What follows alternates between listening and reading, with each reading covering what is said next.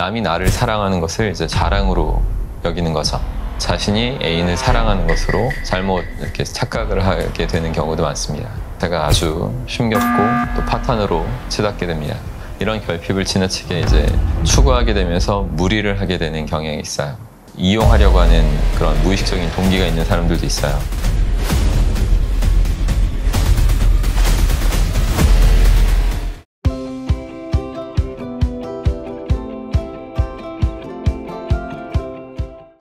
안녕하십니까, 여러분의 심리 멘토 박세입니다. 결혼을 한 지 10년이 넘었고, 그리고 행복하게 잘 살고 있는 사람으로서 항상 저는 결혼이 중요하다고 생각해 왔던 것 같아요. 어린 나이 때부터 좀 가끔 화목하지 않았던 그런 부모님의 결혼 생활들을 보면서 상처도 많이 입었었고, 반드시 나는 행복한 그런 결혼 생활을 해야겠다, 이런 생각들을 정말 많이 다짐했고 다짐했습니다. 그러면서 이제 좋은 여자를 찾기 위해서 정말 노력을 해왔죠. 근데 뭐 일하느라고 너무 바빠서 젊었을 때부터 많은 여자를 만나진 못했던 것 같은데, 볼 때마다 이제 배우자로서 또 한 아이의 어머니, 미래의 어머니로서 잘 갖추어진 부분이 있는가, 이런 것들을 굉장히 많이 이렇게 알려고 보려고 노력했던 것 같습니다. 어쨌든 그래서 그런지 좋은 아내, 아주 멋진 아내 찾아서 잘 살고 있죠.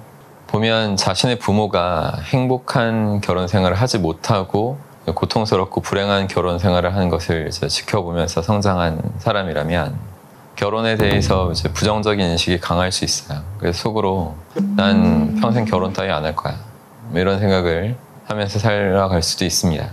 근데 이렇게까지 뭐 결혼에 대한 공포심이 무의식에 이제 주입당한 그런 경우가 아니라면 많은 젊은 남녀들은 이제 누구나 결혼에 큰 희망을 걸면서 살아가고 있을 거예요. 사춘기나 청년기의 남녀들이 이제 미래에 대한 꿈과 포부를 갖고 있겠지만 그게 참 중요한 문제겠죠. 근데 이성에 대한 문제가 또 심각하게 마음속에 깊이 자리 잡을 수밖에 없습니다. 마음이 아주 외로운 사람들은 더욱 더 이성의 사랑을 받으려고 하는 것에 아주 집중되어 있어요. 이거는 사랑을 주고 싶어 하는 것보다 상대방으로부터 사랑을 받으려고 하는 마음이 더 큰 것입니다. 그래서 스스로 누군가를 사랑하는 것을 좀 부끄럽게 생각하고 남이 나를 사랑하는 것을 이제 자랑으로 여기는 거죠. 사랑을 받고 싶어 하는 마음 때문에 애인을 보고 싶어 하는 것인데, 자신이 사랑을 받고 싶어서, 근데 그것을 자신이 애인을 사랑하는 것으로 잘못 이렇게 착각을 하게 되는 경우도 많습니다. 이런 사랑의 자세가 결혼 전이나 후에라도 이제 제대로 정립돼서 이제 고쳐져야 되는데, 그렇지 않으면 결혼 생활 자체가 아주 힘겹고 또 파탄으로 치닫게 됩니다. 결혼의 파탄은 서로 상대방의 사랑을 받기만을 원하고 상대에게 사랑을 주려는 마음이 적기 때문에 벌어진다고 할 수 있어요. 어린 시절에 건전한 분위기 속에서 자란 남녀일 경우에는 서로 간에 사랑을 주고 받는 것이 상호적이고 자연스럽게 이루어질 수 있습니다. 하지만 사랑의 결핍을 아주 많이 경험하거나 조건부 사랑 속에서 커왔거나 하는 그런 여러 가지 결핍을 느꼈던 사람들은 이런 결핍을 지나치게 이제 추구하게 되면서 무리를 하게 되는 경향이 있어요.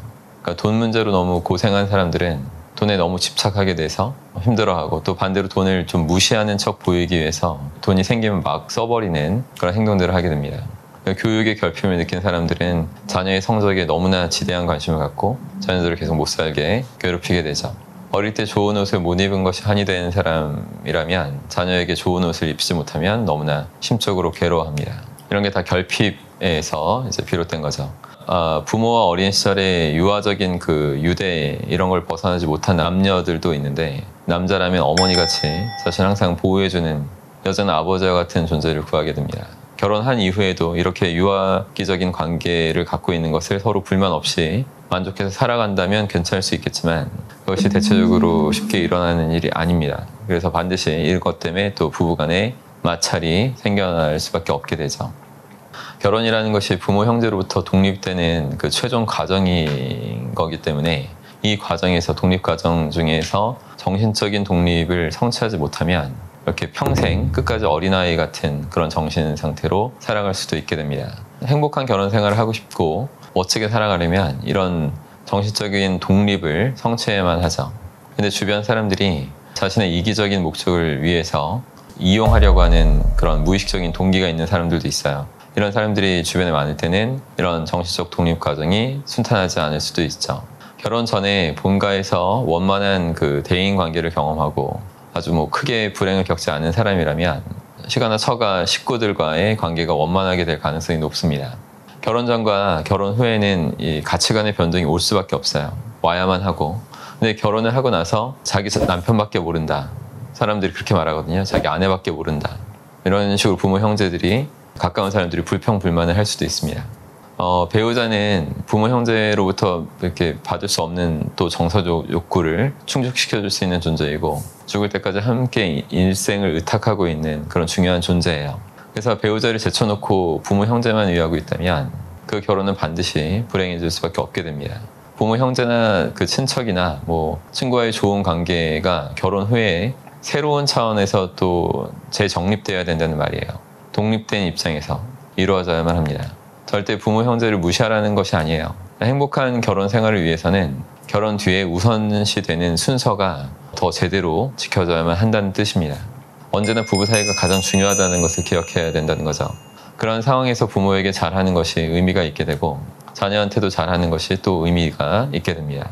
그리고 배우자한테 잘 대해주고 사랑하기 위해서 자신을 먼저 충분히 이해하고 사랑하고 그런 스스로를 이해할 수 있는 그런 마음도 그런 심리 공부도 먼저 잘 돼 있어야 된다는 것을 명심하시면 좋겠습니다.